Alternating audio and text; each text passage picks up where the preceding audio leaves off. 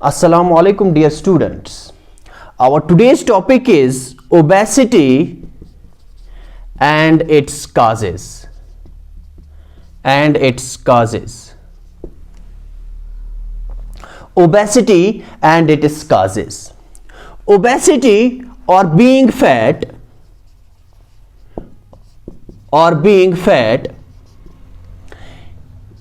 is the abnormal growth of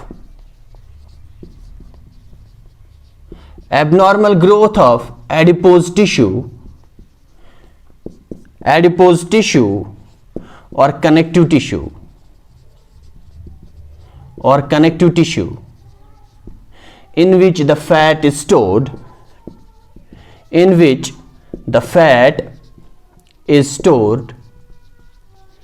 human beings.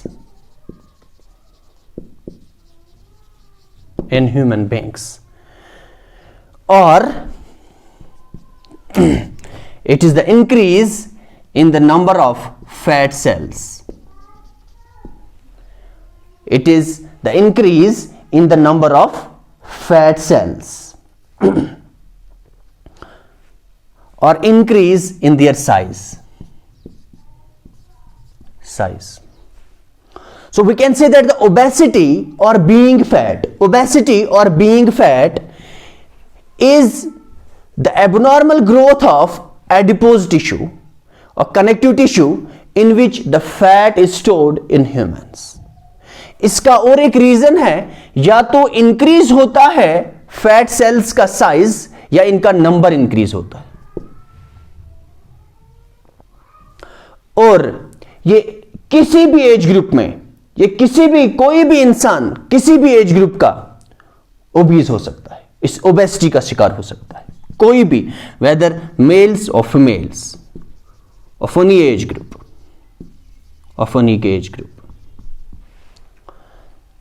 वो इस obesity के शिकार हो सकते हैं. Although obesity is found in all the countries, obesity अगर हर किसी कंट्री में हम देखते हैं कि the people they are obese, we find them in almost in every country, but particularly ज्यादा जो पेशेंट्स है, जो ज्यादा ओबेसिटी के जो लोग ओबीज हैं, वो हम ज्यादातर देखते हैं डेवलप्ड कंट्रीज में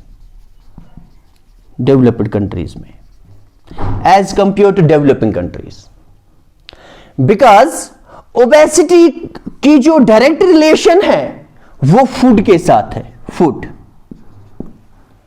अगर आप ज्यादा फैट खाते हैं, अगर आप ज्यादा न्यूट्रिशियस फूड खाते हैं, ज्यादा वो फूड खाते हैं जिसमें ज्यादा फैट की कंसंट्रेशन होती है, तो इसमें ज्यादा ओबेसिटी के चांसेस रहते हैं. और इसलिए जो डेवलप्ड स्टेट्स हैं, there is no scarcity of food. People have the lot of food and there are various little number of people who are below the poverty line.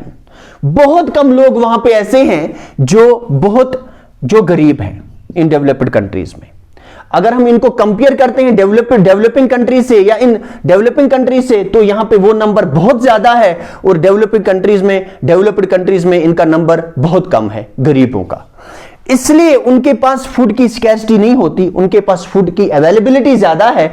इसलिए जिसके पास ज्यादा फूड की अवेलेबिलिटी होगी वो ज्यादा फूड खाएंगे, तो इसलिए उनके ज्यादा चांसेस होते हैं. इसीलिए ज्यादातर जो हम ज्यादा लोग देखते हैं ओबेसिटी के जो शिकार हैं लोग, वो हम ज्यादा डेवलप्ड कंट्रीज में देखते हैं और बनिस्बती डेवलपिंग कंट्रीज में. इसे अगर हम डेवलपिंग कंट्रीज की बात करते हैं, जो मैक्सिमम नंबर ऑफ पीपल है, जो चिल्ड्रन है ज्यादातर, they are stunted,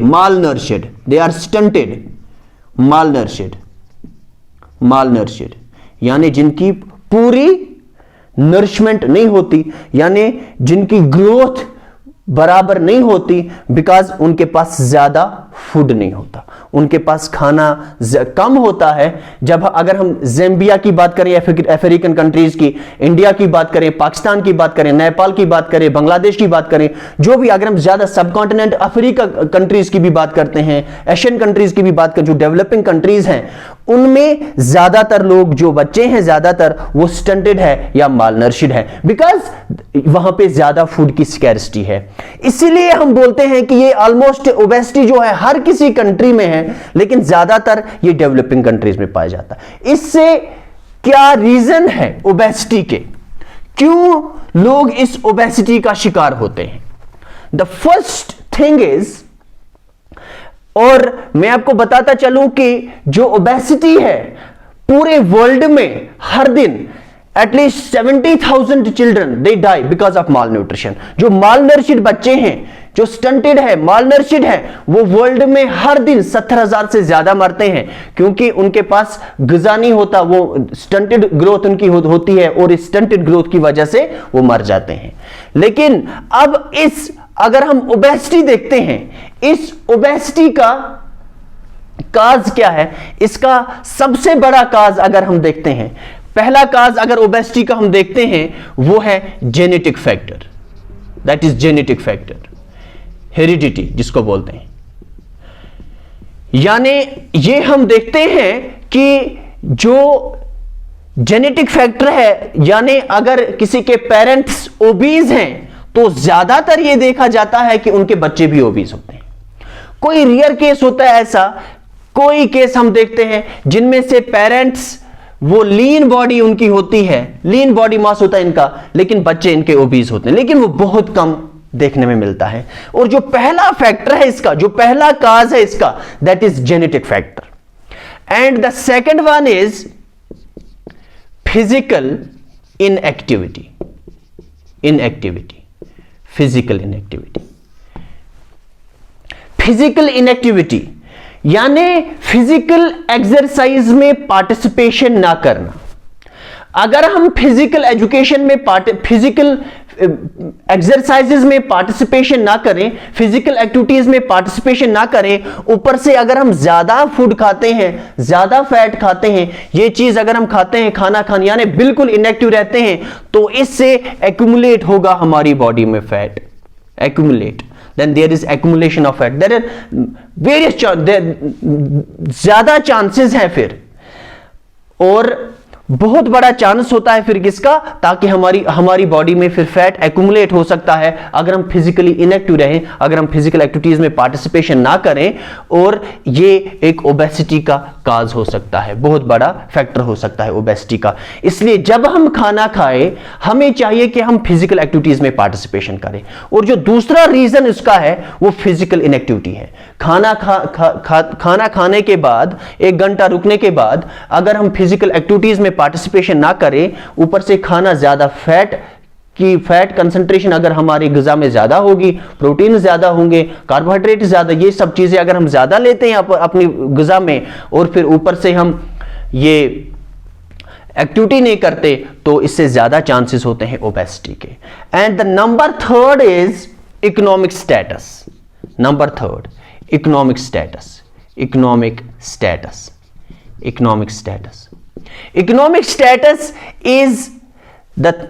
Economic status is one of the factor of obesity। यानी आपकी इकोनॉमिकली अगर आप ज्यादा साउंड है, अगर इकोनॉमिकली कोई स्ट्रांग होता है, तो उसके पास फूड की अवेलेबिलिटी बहुत ज्यादा होती है।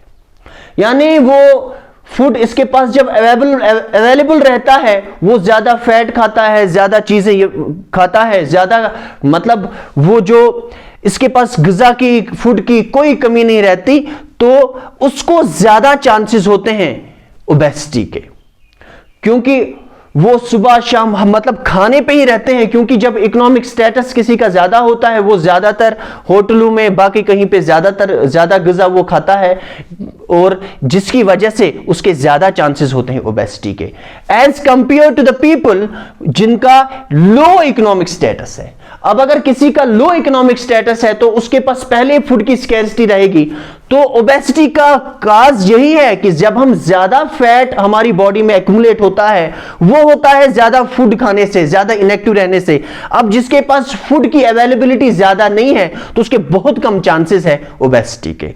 इसलिए जो तीसरा इसका मैंने फैक्टर बताया, दैट इज इकोनॉमिक स्टेटस। अगर हमारे पास इकोनॉमिक स्टेटस मतलब इकोनॉमिकली अगर हम ज्यादा साउंड हैं तो हमें चाहिए कि हम ज्यादा ख्याल रखें फिर फिजिकल एक्टिविटीज का। और क्योंकि हमें ज्यादा चांसेस हैं, क्योंकि हमारे पास फूड की कोई कमी नहीं है, हम कभी भी खा सकते हैं, कहीं भी खा सकते हैं, इसलिए हमें चाहिए कि हम फिजिकल एक्टिविटीज का फिर हम ज्यादा ख्याल रखें। Number fourth is eating habits.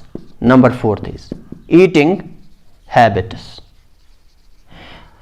एक मॉडर्नाइजेशन, सो कॉल्ड मॉडर्नाइजेशन जिसको हम बोलते हैं, अगर हम देखते हैं हम घर से मतलब जो हमारे ईटिंग हैबिट्स है वो टोटली अब चेंज हो चुके हैं।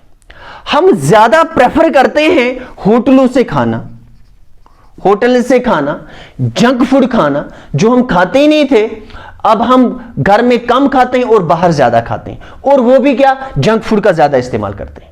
जो हमारा ग़िज़ा है इसमें ज्यादा हम फैट की कंसंट्रेशन ज्यादा होती है जो हम बाहर खाते हैं, होटलों से खाते हैं। बाकी जो हमारे ईटिंग हैबिट्स हैं, ये सारे ईटिंग हैबिट्स हमारे चेंज हो चुके हैं। और ये जो चेंजिंग ईटिंग हैबिट्स हैं, ये एक बहुत बड़ा फैक्टर है ओबेसिटी का।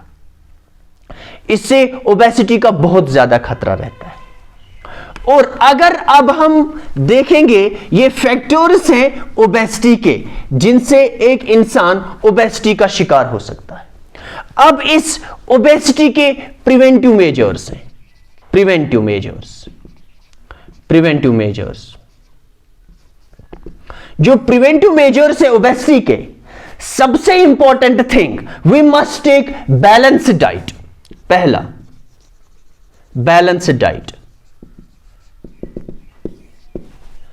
Balanced diet, we all know that balanced diet, it is the food, the diet which contains all the essential nutrients for the growth and development, जिसमें मैक्रो माइक्रो न्यूट्रिएंट जैसे हम fats, proteins, carbohydrates, proteins, vitamins, minerals, जिसमें ये सब चीजें macro micro nutrient सारे जिसमें present हो, वो ग़िज़ा हमने चाहिए, वो हमने खाना चाहिए। अगर हम वो खाते हैं तो बैलेंस्ड डाइट खाते हैं, हम ज्यादा फैट नहीं खाते, हम ज्यादा प्रोटीन नहीं खाते, कोई भी चीज हमें चाहिए कि एक एडुकेट अमाउंट मिले, जो हमारे जिस्म को जरूरत है इतना ही हमें ग़िज़ा लेना चाहिए। और बैलेंस्ड डाइट का ज्यादा इस्तेमाल अगर हम करेंगे तो ये एक प्रिवेंटिव मेजर है जिससे हम बच सकते हैं ओबेसिटी से। और जो बैलेंस्ड डाइट है, मतलब ओबेसिटी और फिजिकल एक्टिविटी, सबसे पहले जो डाइट है, diet and physical activity, important चीज ये है, हर कोई इंसान चाहता है कि मेरी फिटनेस इंप्रूव हो। ये फिटनेस इंप्रूव कैसे होगी? इंपॉर्टेंट चीज है पहले डाइट, दूसरा फिजिकल एक्टिविटी। अगर आप डाइट अच्छा खाते हो, फिजिकल एक्टिविटी नहीं करते, तो that will lead you towards obesity. अगर आप फिजिकल एक्टिविटी अगर आप करते हो और आपके पास आप डाइट अच्छा नहीं खाते हो, तो इससे क्या होगा? इससे भी हमारी फिटनेस पे बुरा असर पड़ेगा। यानी this ordinary diet that can hamper our performance. अगर हम ऑर्डिनरी डाइट खाते हैं, that ordinary diet will hamper our performance. और अगर हम डाइट ज्यादा खाते हैं और फिजिकली इनएक्टिव रहते हैं, तो यह भी एक काज हो सकता है ओबेसिटी का। ये भी मतलब ये इससे भी हमारी फिटनेस इंप्रूव नहीं होगी। इंपॉर्टेंट चीज ये है कि पहले फिटनेस के लिए जरूरी है कि एक अच्छा बैलेंस्ड डाइट ले और दूसरा फिजिकल एक्टिविटीज में भी पार्टिसिपेशन करें। अब अगर हम सिर्फ फिजिकल एक्टिविटीज में पार्टिसिपेशन नहीं करें और बैलेंस्ड डाइट नहीं खाएं, तो तब भी हमारी फिटनेस जो है वो बराबर नहीं रहेगी। हम मतलब ये रुकावट बनेगी हमारी फिटनेस में। इसलिए हमें चाहिए कि हम फिजिकल एक्टिविटी भी करें और अच्छा डाइट भी लें। और बैलेंस डाइट, मैंने पहला बोला कि बैलेंस डाइट का हमने इस्तेमाल करना है, that is one of the important thing. And the second thing is first thing, if we want to protect ourselves from this obesity, अगर हम अपने आप को ओबेसिटी से प्रोटेक्ट करना चाहते हैं, then the first and foremost thing is then we must take balanced diet. और दूसरा जो है, it is we must eat fibrous food. We must eat fibrous food, जैसे सलाद है, फ्रूट्स हैं, सलाद, फ्रूट्स, वेजिटेबल्स, इनका ज्यादा इस्तेमाल करें। हमारी ग़िज़ा में हमें चाहिए कि इन फाइबरस फूड का ज्यादा इस्तेमाल करें। अगर हम फाइबरस फूड का ज्यादा इस्तेमाल करेंगे तो ये हमें प्रिवेंट कर सकता है ओबेसिटी से। And the number third one is avoid junk food. Junk food से टोटल हमने परहेज करना है। We must not take junk food. हमें नहीं चाहिए जंक फूड, हमें कभी भी किसी भी हालत में नहीं खाना चाहिए। अगर हम चाहते हैं कि हम हेल्दी रहे, अगर हम चाहते हैं कि हम अपनी फिटनेस इंप्रूव करें, अगर हम चाहते हैं हम ओबेसिटी से छुटकारा अगर हम हासिल करना चाहते हैं, देन इसका हमें पूरा ख्याल रखना है कि हमें जंक फूड कभी भी नहीं लेना। और उसके बाद फिजिकल एक्टिविटी।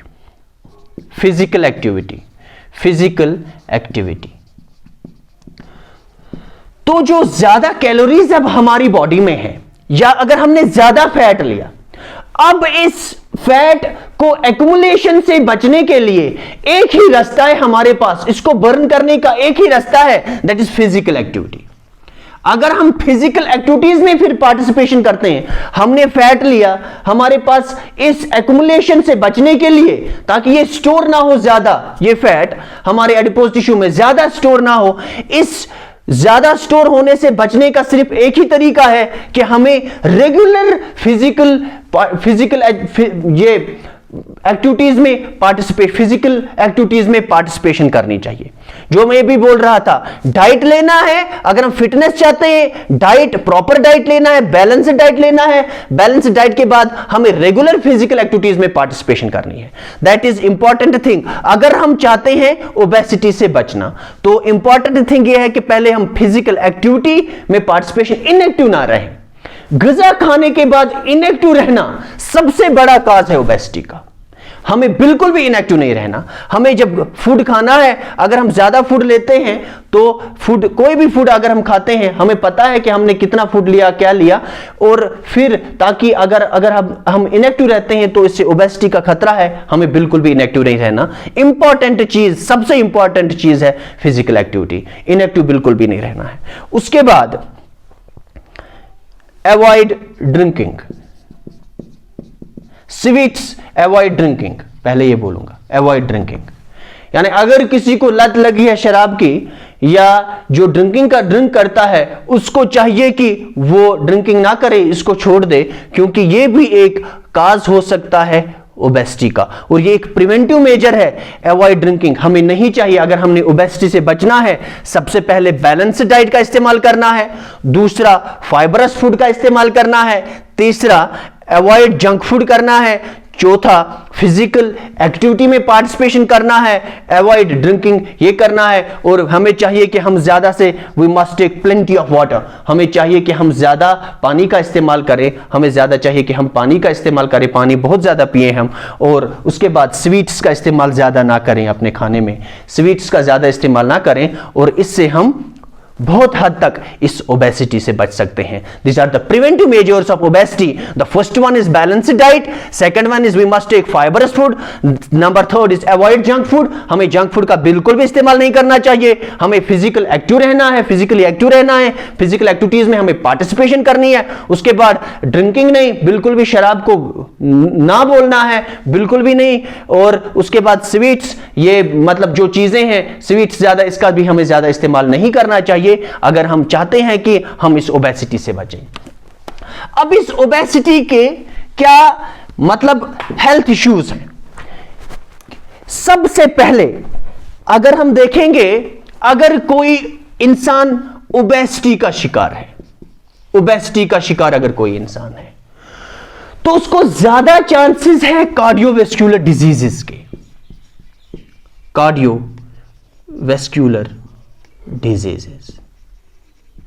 मैंने आपको इससे पहले भी बता दिया है, जब अमेरिका में उन्होंने बताया, दिस वन ऑफ द जो डेवलप्ड स्टेट है सोल सुपर पावर, उन्होंने बता दिया कि अमेरिका में कि यहां पर ज्यादा, वहां के रिसर्चर्स जो थे उन्होंने रिसर्च किया इस बात पे, उन्होंने देखा कि हम देखेंगे कि अमेरिका में ज्यादातर डेथ्स कार्डियोवैस्कुलर डिजीजेस से लोग ज्यादा क्यों मरते हैं। Then they find out that the maximum number of people they are working in multinational corporations and they have no time for physical activities। उनके पास कोई भी टाइम फिजिकल एक्टिविटीज के लिए नहीं होता है। तब जाकर के जब वो फिजिकल एक्टिविटीज, अब वो ज्यादा मल्टीनेशनल कॉर्पोरेशन बड़े बड़े सेक्टर्स में, गवर्नमेंट प्राइवेट सेक्टर्स में काम करते हैं, 24 आवर वो काम करते हैं। अब जब वो 24 घंटे काम करते हैं तो इनको क्या होता है, वो बहुत कम टाइम उनको रेस्ट का मिलता है, बहुत कम टाइम उनको रिक्रिएशनल एक्टिविटीज का मिलता है। उन्होंने बताया कि ये जो खाते हैं उधर ही खाते हैं, उधर ही काम करते हैं, बिल्कुल एक्टिव नहीं, फिजिकल एक्टिविटीज में पार्टिसिपेशन नहीं करते। उन्होंने फाइनली बताया कि ये सबसे बड़ा काज ये है कि यहां के लोग जो हैं वो इनएक्टिव रहते हैं, इसीलिए वो कार्डियोवैस्कुलर डिजीजेस के शिकार होते हैं। तो ये कार्डियोवैस्कुलर डिजीजेस जो हैं, they are the diseases which are related to heart, which are related to heart. जब एक्युमुलेशन होता है फैट, जब when there is accumulation of the fat in the body, जब फैट एक्युमुलेट, जो हमारी ब्लड वेसल्स हैं, वेन्स हैं, वो पहले अच्छे स्मूथली फंक्शन करती हैं, यानी जब हमारे पास हमारी बॉडी में फैट नहीं होता तो तब जो ब्लड फ्लो है वो ठीक रहता है तब अच्छे से। लेकिन जब हम इनएक्टिव रहते हैं, ऊपर से फैट ज्यादा लिया, और इससे क्या होता है, ये जो ब्लड वेन्स हैं, ब्लड इसमें फैट आ जाता है, ये जो फैट आ जाता है इनमें, ये जो ब्लड वेसल्स हैं ये नैरो हो जाती हैं, नैरो। जब ये नैरो हो जाती हैं तो उसी से फिर इंसान बहुत ज्यादा हार्ट अटैक्स या बाकी चीजें, ये इन्हीं का रीजन है। इसी वजह से जो ओबीज पेशेंट ज्यादा होते हैं उनके ज्यादा चांसेस होते हैं हार्ट अटैक के। और इन सब बीमारियों से, इस ओबेसिटी से जो सबसे बड़ा थ्रेट है इंसानों में, जो सबसे बड़ा थ्रेट है जिससे ज्यादा लोग मरते हैं, और इस चीज से अगर हमने बचना है, जो मैंने पहले इसके काजेज बताए, जो उसके बाद प्रिवेंटिव मेजर्स बताए, हमें चाहिए कि इन सब चीजों को अगर हम फॉलो करेंगे तो हम इस ओबेसिटी से बच सकते हैं। थैंक्स।